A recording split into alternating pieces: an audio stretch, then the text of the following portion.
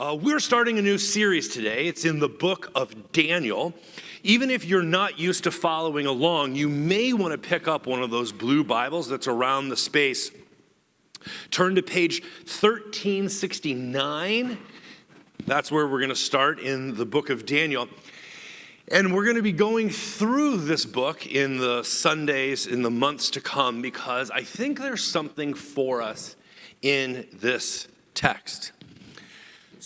The book of Daniel is laid out in an interesting way. The first part is stories like this. We're going to get into some of those famous stories about Daniel in the lion's den and about not bowing down to this giant statue and all sorts of other stories that we teach to our children in Sunday school.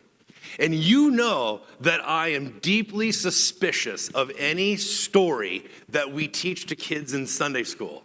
Not because we misteach it. We actually usually teach it pretty accurately. It's that when you and I develop a childish understanding of a story, sometimes we forget to circle back in our adult years and to update the lens by which we read the story. And so, we're supposed to have faith like children, but not a childish understanding of faith. That's my thing. So when it comes to this story of Daniel, one of the things we have to talk about is the setting. So if you have your blue Bibles, I just want you to turn back to the beginning, and I want you to notice something. When publishers create a volume of the Bible, sometimes they will throw in introductory notes, and we have some here, and you will notice that sometimes there are footnotes or endnotes. And those become really important because they're not in the text, but they are helpful things that the publisher thinks that if we knew, we would read the story better, or we'd have some context for it. But when it comes to the book of Daniel, there's something tricky you have to keep track of, which is that like John Wayne Westerns or Gone with the Wind or Mad Max or some of the other stories that we talked about, the setting is a different year than the writing. And it's in that gap that something important develops. So in this series, as we read together, you and I are going to read it on two levels. Primarily, we are going to read the text in the year that it is set. In a narrative sense, we're going to enter in and see what the story is telling us. And we're going to take it at its word. Then we're going to hit pause for a second. And we're going to do some work behind the text. Because those who study such things are pretty confident that this was not written, as it says here in the introductory notes in your Bible, in the 6th and 5th century BC, which is when it's set. That's when the story takes place. But it was actually written down, and whether that was from oral tradition or however it came to be written, it was probably written much later and closer to the time of Jesus, in what we call the intertestamental period. So between the Old Testament and the New Testament, that some of the parts of Daniel were refined and represented in the form that we know them now. And it's in that gap that something important forms. But before we do that, we want to take the text seriously. So we have this story that is set in what's called the Babylonian captivity. That Nebuchadnezzar and the Babylonians, the biggest and baddest empire of its day and time, comes into Israel and conquers it and carries away all its best stuff and people, right? Takes them back with them. So that is called a captivity. So the setting is this story of being conquered and being removed, all right? So captivity is a little different than when you are conquered and occupied. And in our difference between the setting, this Babylonian captivity, and when this was written, we see a development, which is that the Israelites, again, had a military invader come in, let's say 200, 300 years later, we know them as the Greco-Romans, the Greeks and the Romans. But unlike the Babylonian captivity, they didn't export their stuff and their people. The Greeks did it a little different. They had an imperial model, which is that they conquered people but left them where they were. And so that's called an occupation. And the difference between an exile and an occupation is what's going to emerge in our reading of Daniel. So I want to back up for a second. I want to talk about this story, just in its context without doing any work behind the scenes, outside the text. I just want to read the story like we did and say, what is it trying to tell us? Well, if you take the text seriously where it is set, it's actually a pretty cool story about resistance and not compromising.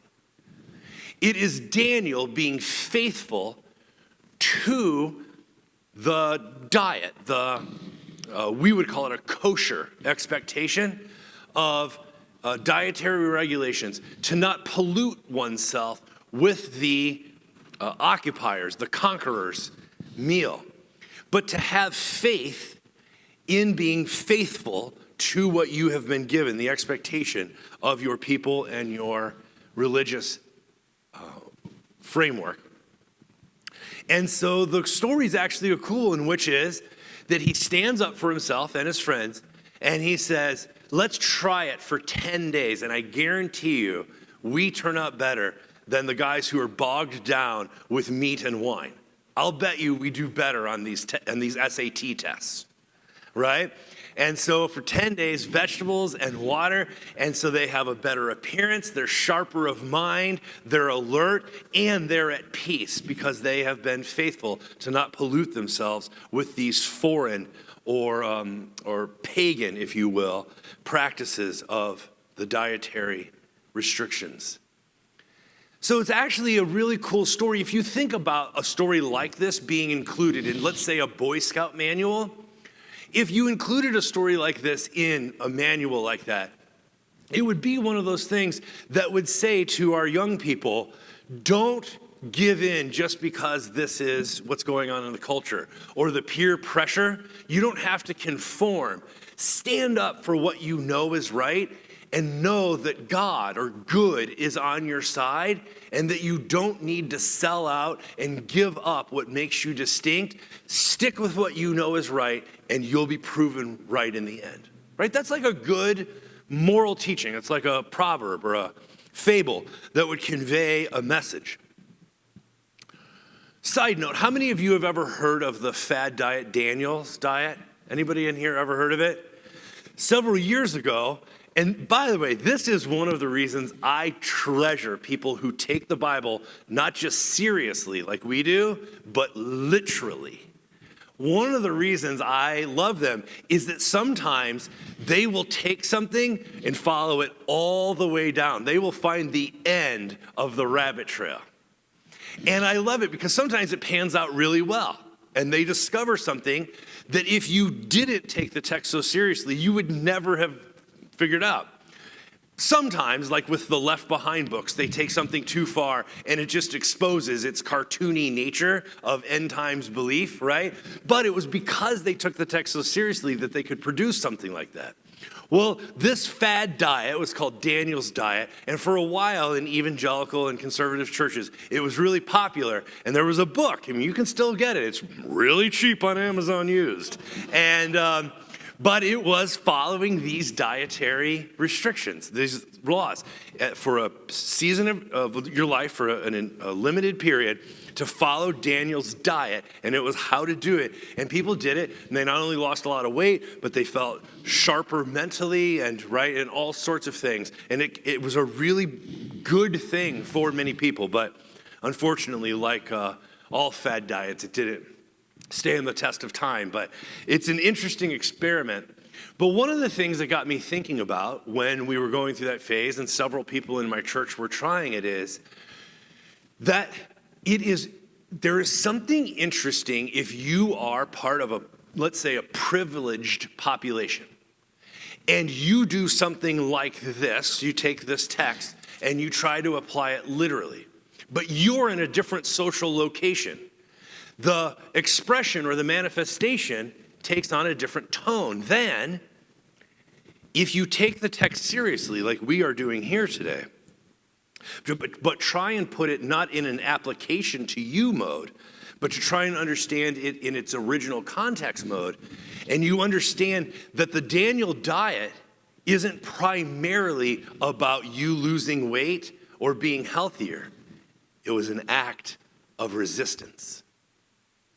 And outside of that context, it takes on a different tone. So, when we talk about the difference between the setting, the year it's set in, and when it may have been written, one of the things that you might notice is that the story is set in the context of a captivity. But if it was written later, which scholars think it was, the context that the writer was trying to address wasn't one of captivity, it was one of occupation. Here's why this becomes important. There are several books in the Bible that get categorized as, we call them, literature of the oppressed.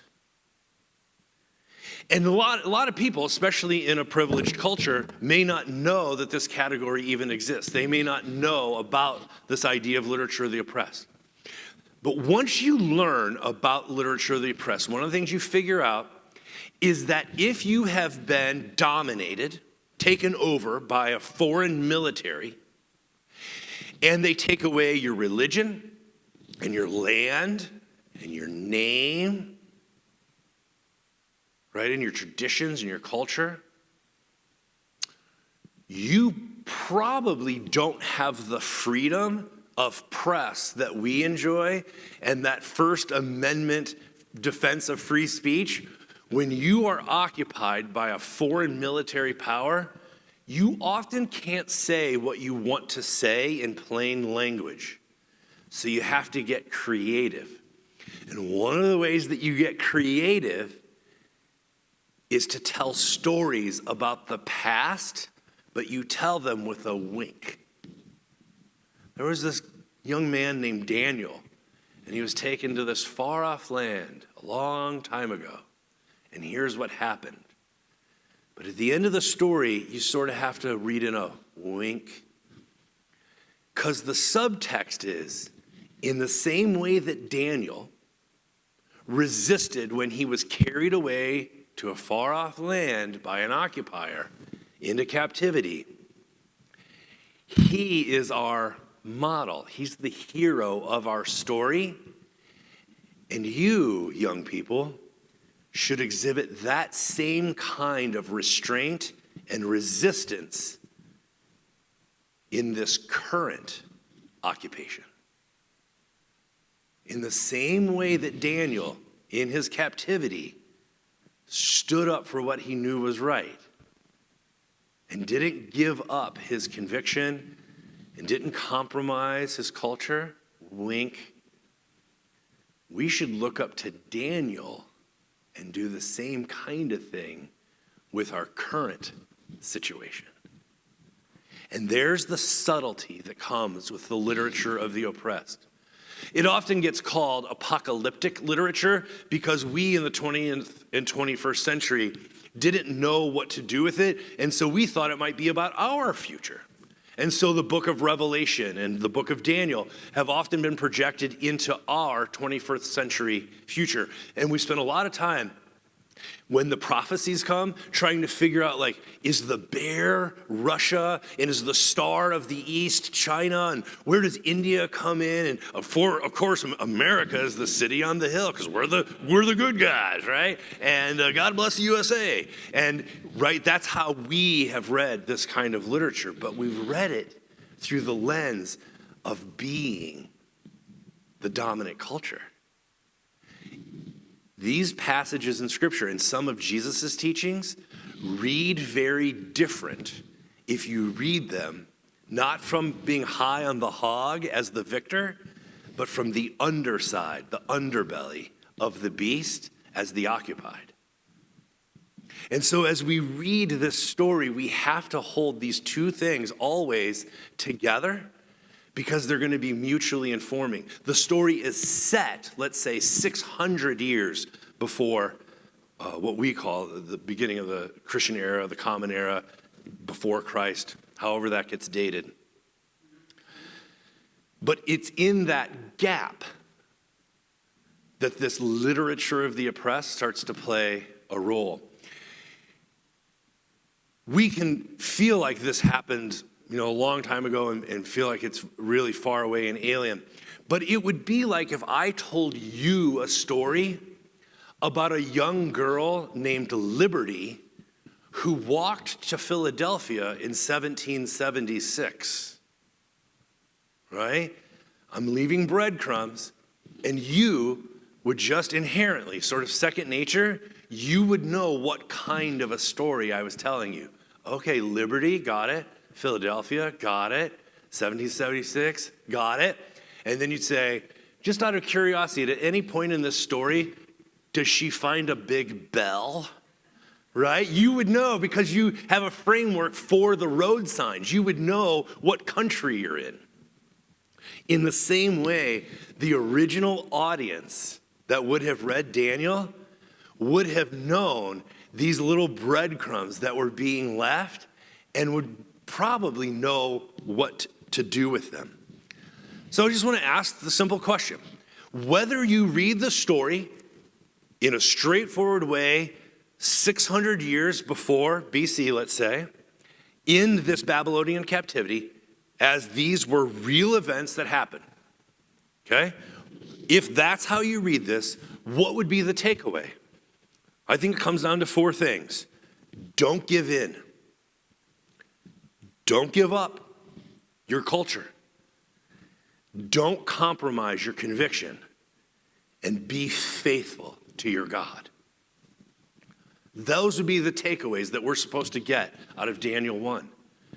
Well, that's really helpful because if you take that and move it forward 200 or 300 years and you read it as literature of the oppressed, the takeaways transfer perfectly. Don't give in to their ways. Don't give up your culture. Don't compromise your conviction. Be faithful to your God. So whether the bad guys have carried you away to a foreign land or they have conquered and dominated you on your land, the lessons are exactly the same. I find that really helpful way to read the lens through two slightly different tilts and to see as we compare these going forward that sometimes the difference is going to be pretty profound. Here, they happen to transfer perfectly. I've been trying to think of a contemporary example, and the closest I can come up to is if you were a Native American in America today, right, part of our First Nations, the Shoshone, the Bannock, and you were really concerned about the state of your people, whether they were dispersed or whether they had been put on a reservation. If you are concerned about your people and their spiritual health and their physical health and their mental health and their financial well-being, what could you do to both call to them and inspire them? Well, one of the things you could do is tell a story that was set in the past and remind them that though they have taken our land and displaced us, they changed our names, they took our children, they took away our language and tried to change our religion, right? Because that's how it happens. That's the imperial handbook. If you were concerned about your people and wanted to call to them and inspire them, one of the things you might do is not write a manifesto, because that's one kind of literature, right? But stories have an extra power in them to both call to your heart and inspire your imagination. songs and poems and stories, they call to us in a different way. And so you might write a story about a young person set in 1491. Because we all know in 1492, what happened? Columbus sailed the ocean blue, right?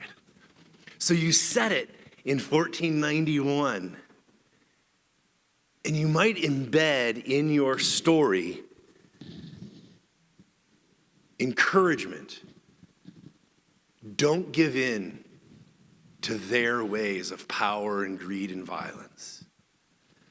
Don't give up your culture and language.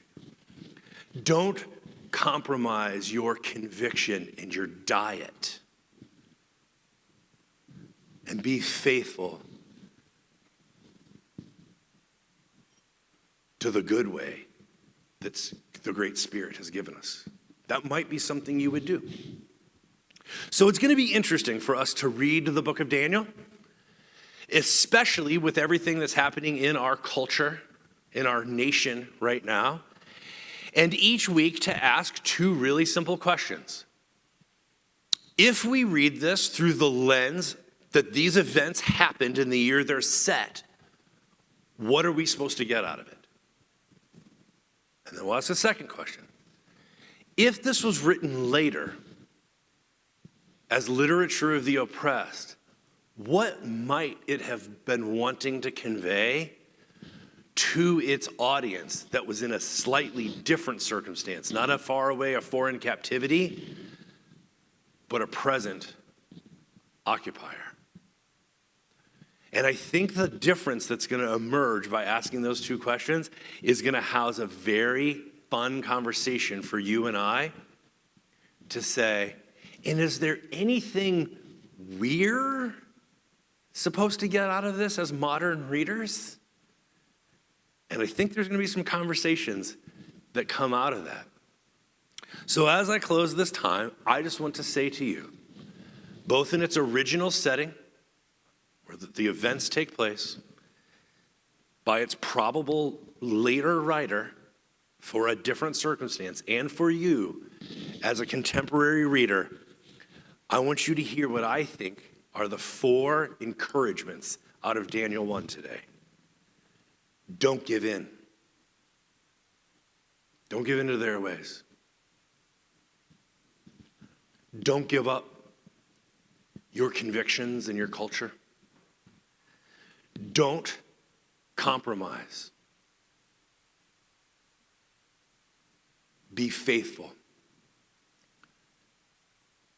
to your God and to what God has called us to do as a people, for God is faithful.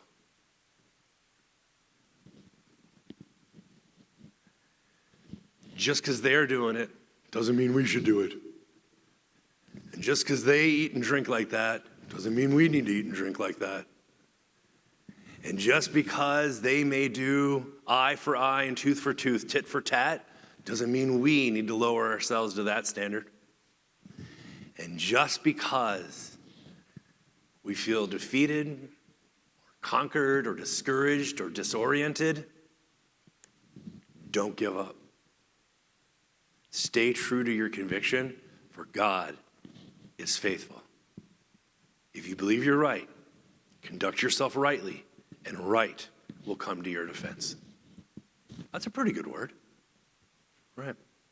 I'm going to ask if you'll stand as you're able as Joel comes to lead us in our closing song.